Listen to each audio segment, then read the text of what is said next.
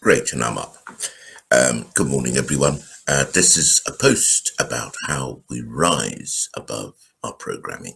Now, of course, everybody, particularly the better educated amongst us, the better travelled, the more privileged among us, think that we're completely independent minded people who run our own agendas and drive our own lives. It's a con. It's completely untrue. So, this is a post which aims to show us all that we are to a degree programmed, and that unless we overcome our programming, we basically become somebody's puppet on a string. Now, a while ago, I did a post talking about the differences among us. And I remember using the example of a wheel, a bicycle wheel, which they have between 20, 24 spokes. And of course, at the rim of the wheel, each spoke is quite separated. However, all the spokes come to a confluence at the hub of the wheel.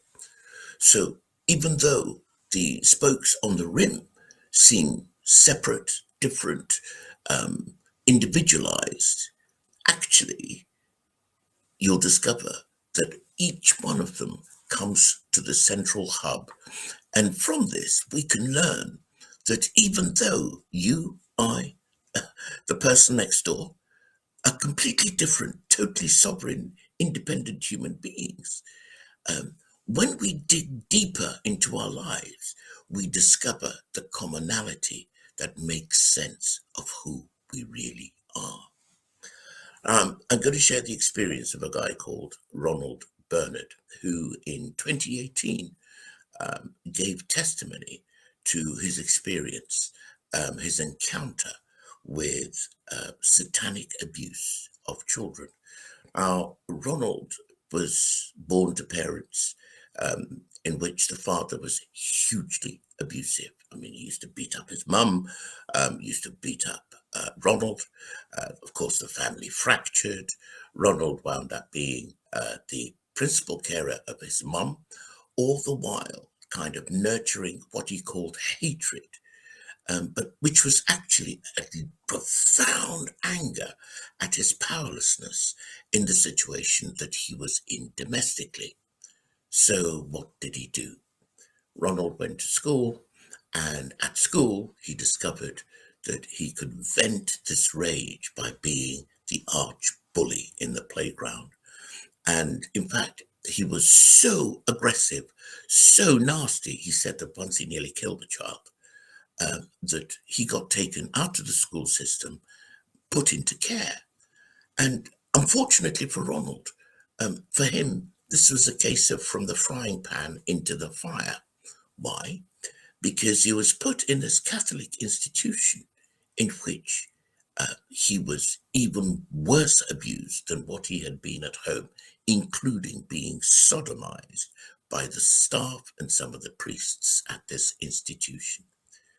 Now, the first learning point as I watched his harrowing testimony was when he said that the only way he could deal with what he was going through was to dissociate from his body.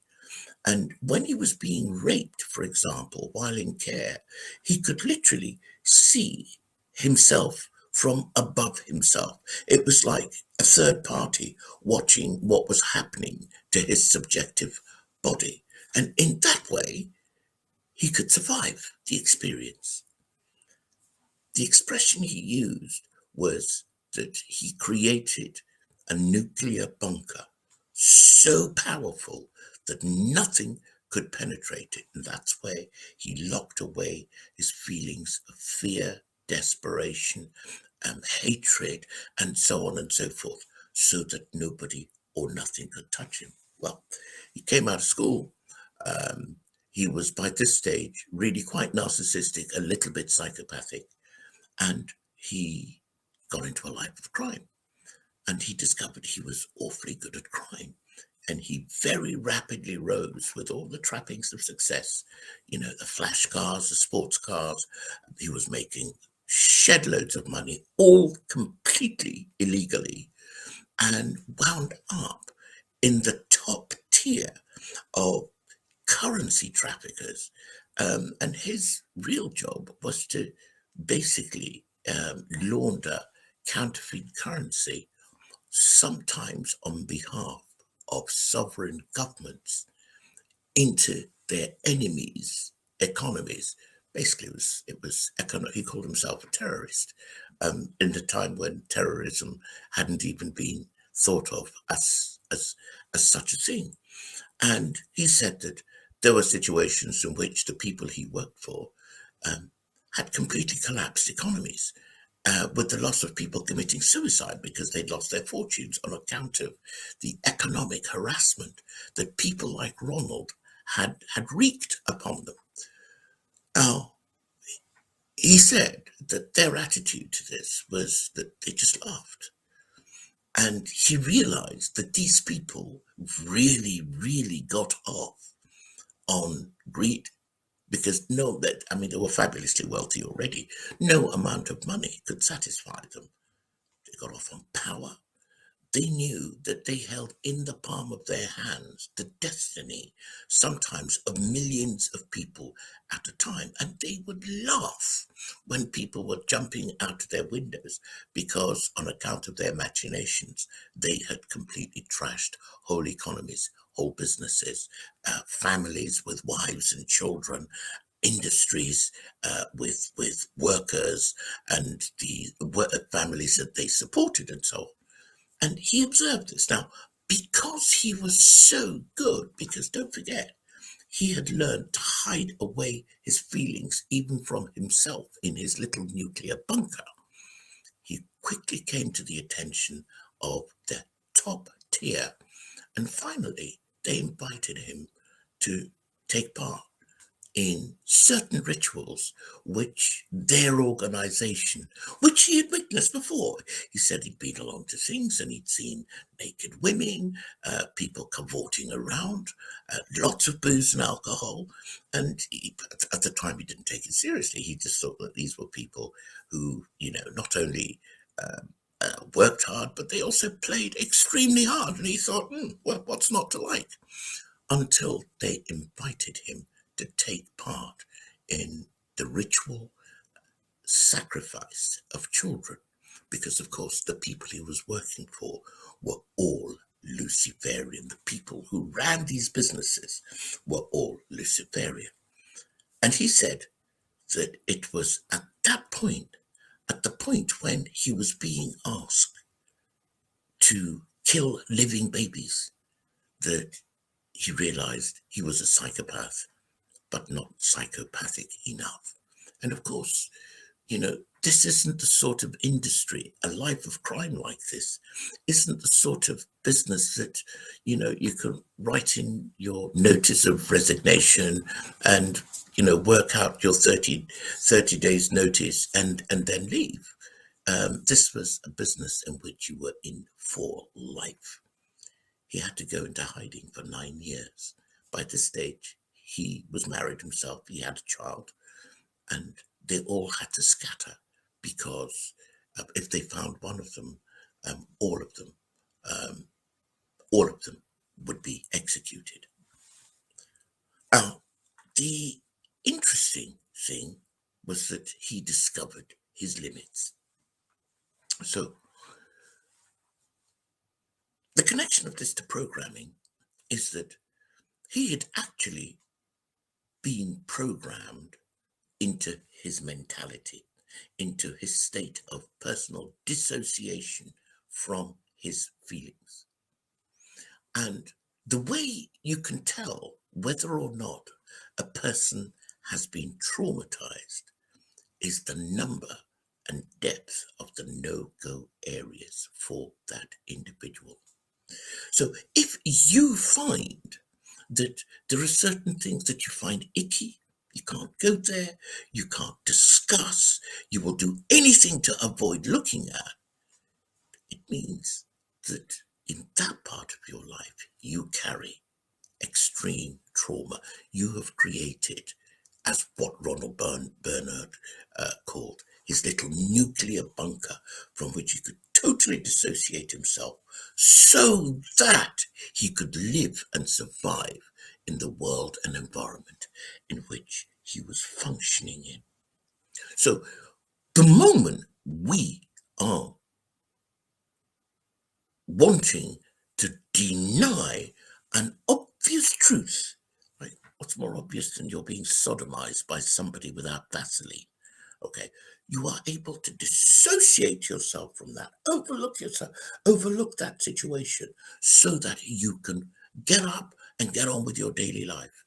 The moment a person is having to live in such profound denial of themselves and their feelings, it means they've been traumatized. And that brings me to the classical example that I wanted to talk about, which is racism and racial stereotypes. See,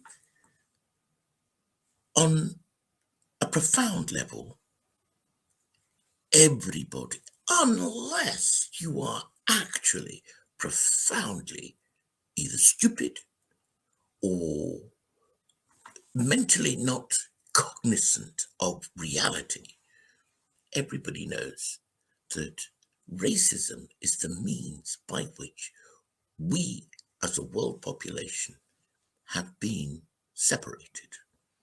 Class is another one. Gender is another one. But actually, people feel far more confident talking about class, talking about gender, recently talking about transgenderism, recently, and sexual orientation. These we're having public conversations about. But the conversation about racism, in my living experience, is met by the most bizarre levels of denial. First of all, everybody says I'm not racist. Some people think that, well, because they think they're not racist, it means that racism doesn't exist. It's a little bit like saying that just because I'm not a pedophile or I'm not a Luciferian, it means that, of course, they can't possibly exist in the world, which is a palpable fallacy. So the thing about this fantastic tool for dividing humanity so that humanity cannot unite, so that humanity cannot connect with itself, so in the interest of its own liberty, reminds me of something else that this Ronald Bernard guy said. He said that what he realized when he was in his life of crime was that everybody was busy getting on with their private life. And because everybody was busy getting on with their private life, he actually named a number. He said the 8,500 people who control the world economy got away with what they got away with. If for a moment people stepped out of their trauma, stepped out of their nuclear bunker and connected with each other and spoke honestly with each other, he said that those crooks could not stand a chance. They'd have been wiped out in a matter of moments, which is why it's so important for us to be kept traumatized so that we deny our trauma, so that we act like sheep, so that we can all be collectively abused and taken advantage of. Now, one particular aspect of this racial thing that it has real resonance for me is, and this is so important, is that there are certain stereotypes associated with all ethnic groups. Like the Germans are supposed to be very efficient. The Japanese are supposed to be very organized. The Chinese are supposed to be incredibly disciplined.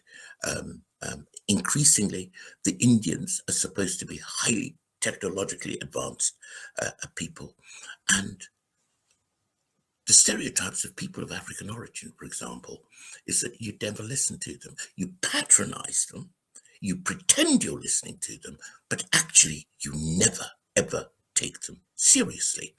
And of course, all of these stereotypes are usually denied. And they're denied because they must traumatize the people who hold them. The people who hold them can't own up to the pain that they experience in applying these stereotypes, particularly if it yields them advantages, privileges, and other benefits as a result. So the prejudices that we hold pays back. When the Ronald Bernard was in his life of crime, he was making fortunes. He was driving Maseratis and, supercars, no doubt, no question about it.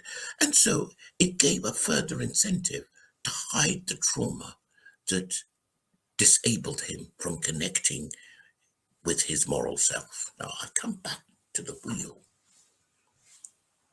The point is that until we as individuals can dig down to our private wheels, to the hub of our private wheel, we never get in touch with ourselves.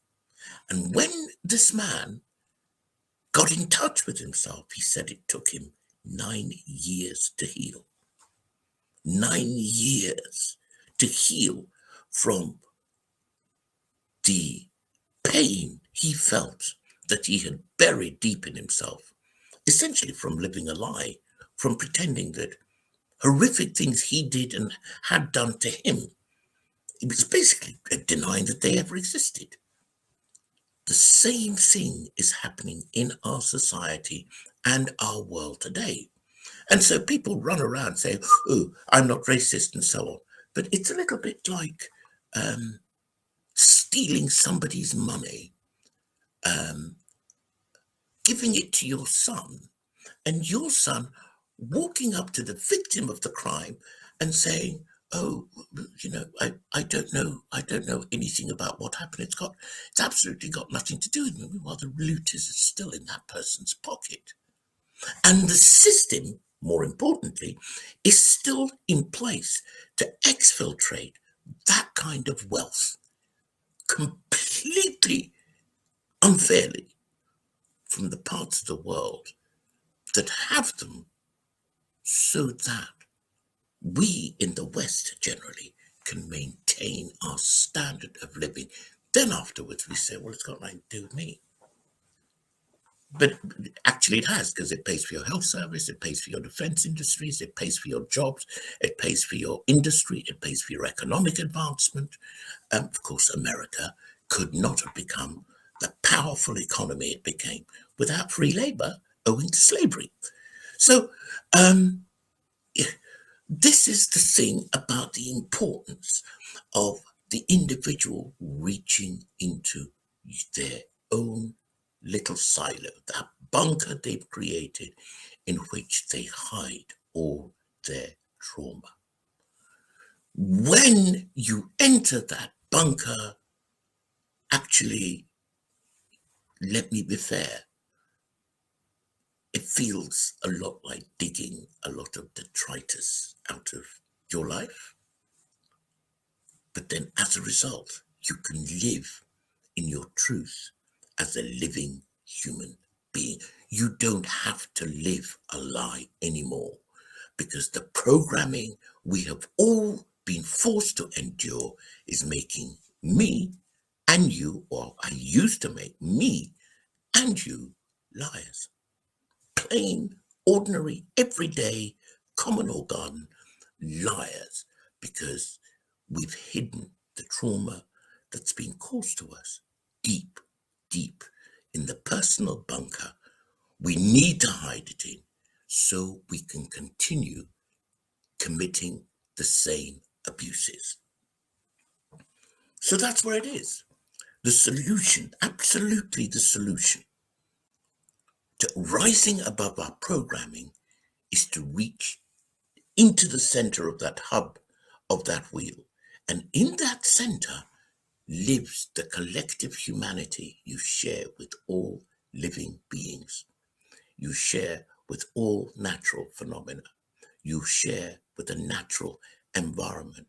That is when you discover, actually, there is no difference in reality between you and the man next door, regardless of their status, their class, their educational standard, the amount of money they've got, the amount of money they don't have, the state of their health. All of these things pale into insignificance when you discover your humanity. And that, of course, is something of a spiritual journey, which could be the subject of another post. I really hope this has been helpful. Please think carefully about this, because there is no ascension while we keep the loot in our pockets and while we keep our dirty laundry locked away in the linen cupboard, where we should only be keeping our clean stuff. Thanks very much for watching. Join me again.